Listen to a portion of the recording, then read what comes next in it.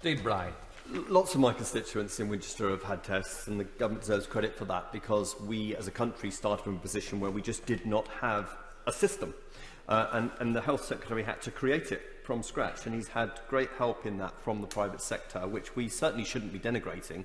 We should be thanking, and we should be expanding the help. I wonder whether, with the operational challenges the Secretary of State talked about, whether GP surgeries, even our wonderful community pharmacists, could be part of the solution in the front door testing.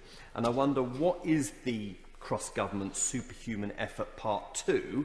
AstraZeneca were very helpful in part 1. What is the superhuman effort that's going on to increase this lab capacity, which seems to be the challenge, as outlined by my right honourable friend today?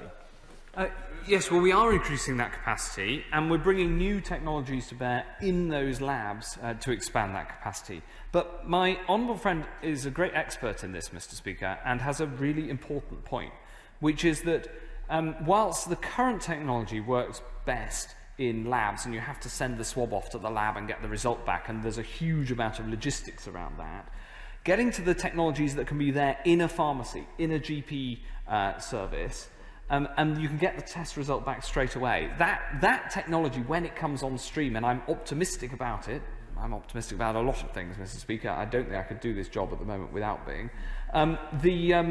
That will give us a chance to really get the testing right out into the community at every level. And then the sorts of challenges that we have, that I know you have in Chorley, Mr. Speaker, and you brought to my attention quite rightly in your role as a local MP, as we all are, so that we can tackle those problems not by having a big national system, but by having the solutions deeply embedded in the community. And when we have the technology to do that, then we'll be in a stronger place, and we're putting every possible effort and support behind people to try to make that happen.